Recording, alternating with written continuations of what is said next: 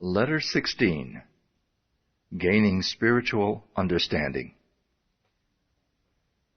The vibratory activities of the planetary universe are governed by a law of periodicity.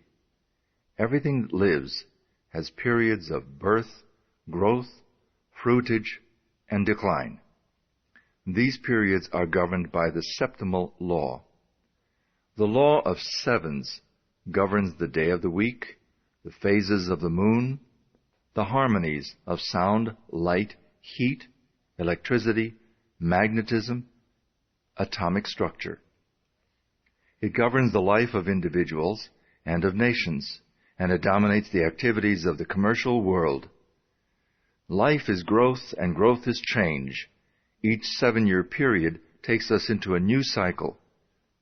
The first 7 years is the period of infancy. The next 7, the period of childhood, representing the beginnings of individual responsibility. The next 7 represents the period of adolescence. The 4th period marks the attainment of full growth.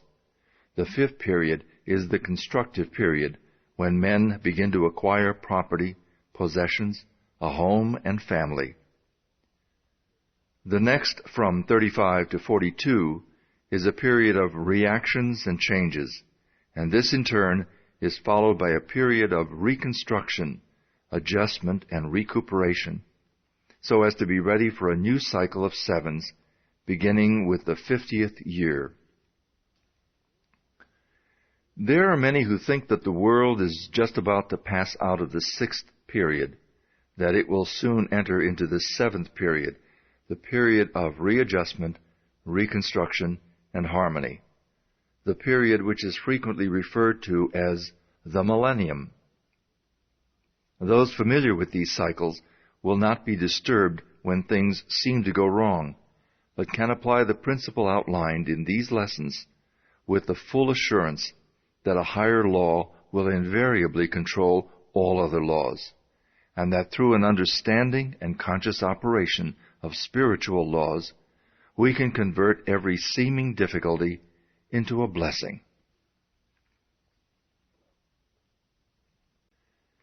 Wealth is a product of labor. Capital is an effect, not a cause, a servant, not a master, a means, not an end. The most commonly accepted definition of wealth is that it consists of all useful and agreeable things which possess exchange value. It is this exchange value which is the predominant characteristic of wealth. When we consider the small addition made by wealth to the happiness of the possessor, we find that the true value consists not in its utility, but in its exchange value. This exchange value makes it a medium for securing the things of real value whereby our ideals may be realized. Wealth should then never be desired as an end, but simply as a means of accomplishing an end. Success is contingent upon a higher ideal than the mere accumulation of riches, and he who aspires to such success must formulate an ideal for which he is willing to strive.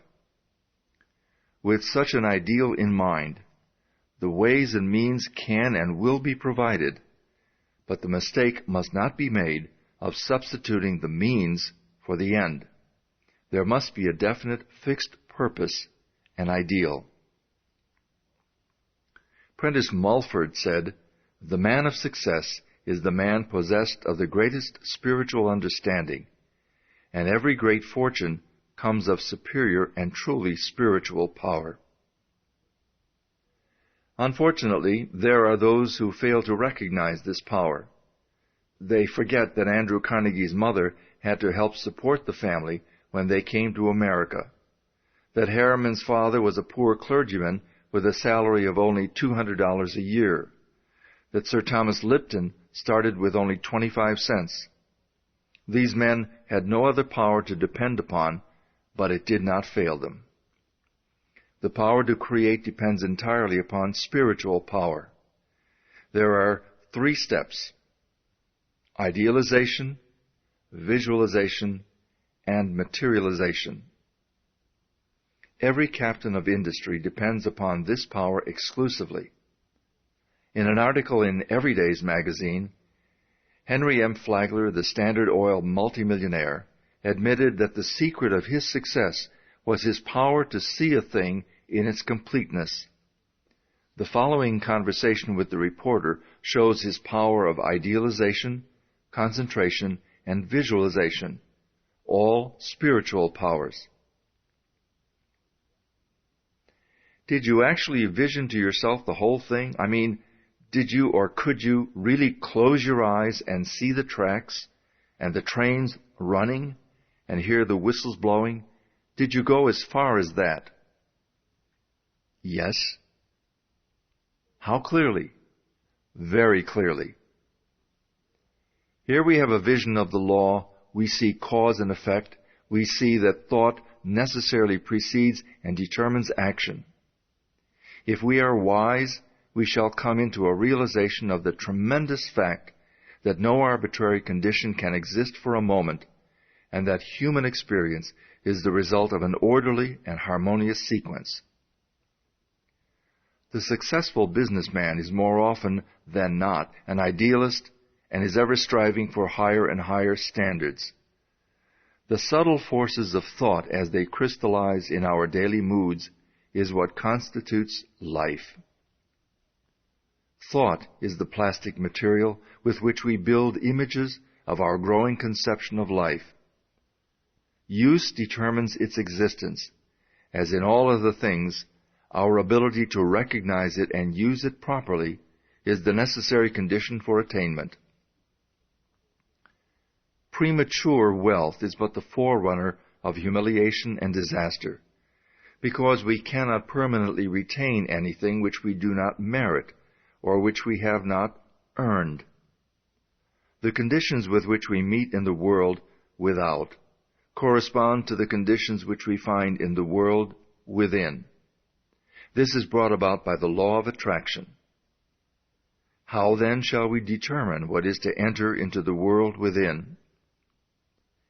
Whatever enters the mind through the senses or the objective mind will impress the mind and result in a mental image which will become a pattern for the creative energies.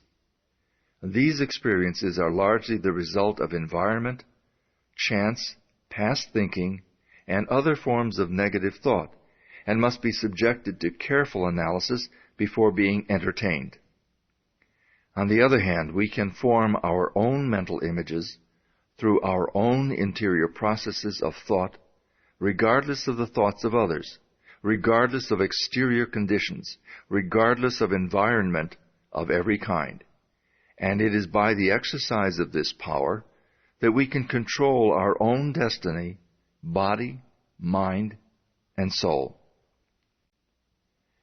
It is by the exercise of this power that we take our fate out of the hands of chance and consciously make for ourselves the experiences which we desire. Because when we consciously realize a condition, that condition will eventually manifest in our lives. It is therefore evident that in the last analysis, thinking is the one great cause of life. Therefore, to control thought is to control circumstances, conditions, environment, and destiny. How, then, are we to control thought? What is the process? To think is to create a thought, but the result of the thought will depend upon its form, its quality, and its vitality. The form will depend upon the mental image from which it emanates. This will depend upon the depth of the impression, the predominance of the idea, the clarity of the vision, the boldness of the image. The quality depends upon its substance, and this depends upon the material of which the mind is composed. If this material has been woven from thoughts of vigor, strength, courage, and determination, the thought will possess these qualities.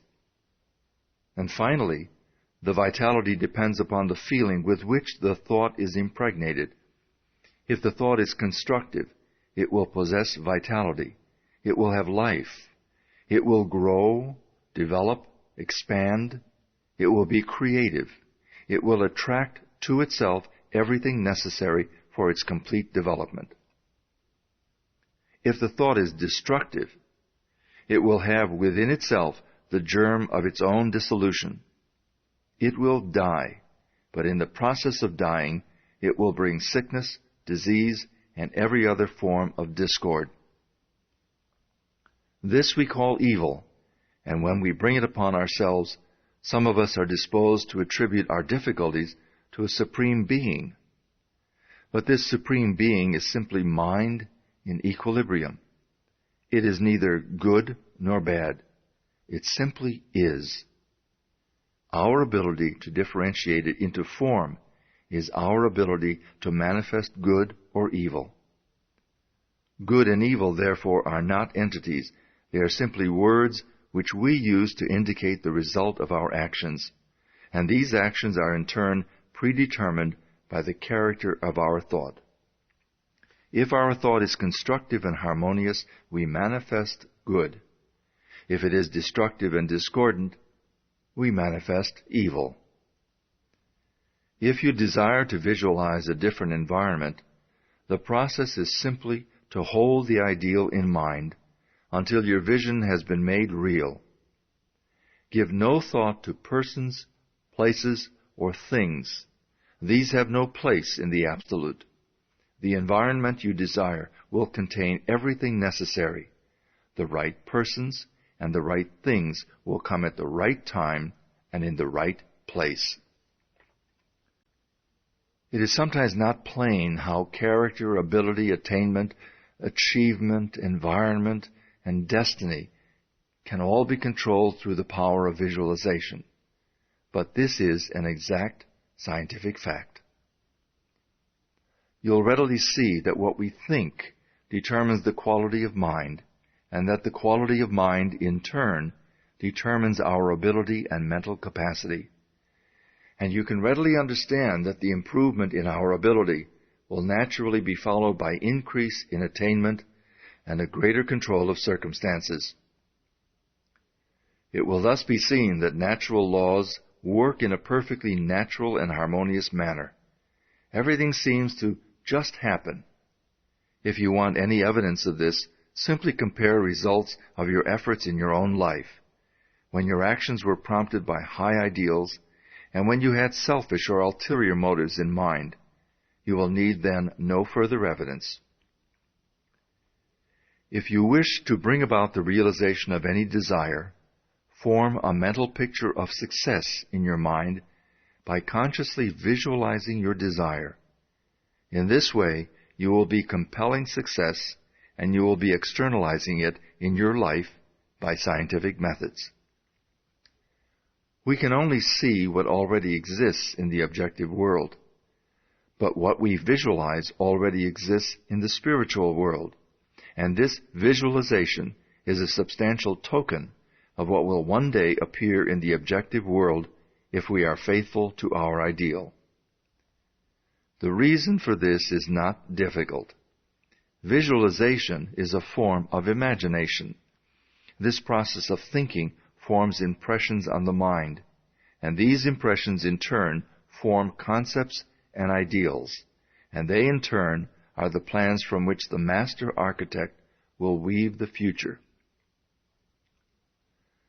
The psychologists have come to the conclusion that there is but one sense, the sense of feeling, and that all other senses are but modifications of this one sense.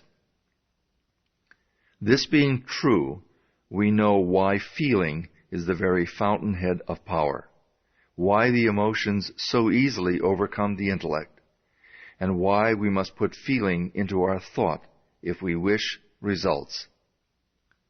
Thought and feeling is the irresistible combination. Visualization must, of course, be directed by the will. We are to visualize exactly what we want. We must be careful not to let the imagination run riot. Imagination is a good servant, but a poor master, and unless it is controlled, it may easily lead us into all kinds of speculations and conclusions which have no basis or foundation in fact whatsoever. Every kind of plausible opinion is liable to be accepted without any analytical examination, and the inevitable result is mental chaos. We must therefore construct only such mental images as are known to be scientifically true. Subject every idea to a searching analysis and accept nothing which is not scientifically exact. When you do this, you will attempt nothing but what you know you can carry out, and success will crown your efforts. This is what businessmen call far-sightedness. It is much the same as insight, and is one of the great secrets of success in all important undertakings. For your exercise this week, try to bring yourself to a realization of the important fact that harmony and happiness are states of consciousness and do not depend upon the possession of things. Realize that things are effects and come as a consequence of correct mental states, so that if we desire material possession of any kind, our chief concern should be to acquire the mental attitude which will bring about the result desired. This mental attitude is brought about by a realization of our spiritual nature and our unity with the universal mind, which is the substance of all things. This realization will bring about everything which is necessary for our complete enjoyment. This is scientific or correct thinking. When we succeed in bringing about this mental attitude, it is comparatively easy to realize our desire as an already accomplished fact. When we can do this, we shall have found the truth which makes us free from every lack or limitation of any kind.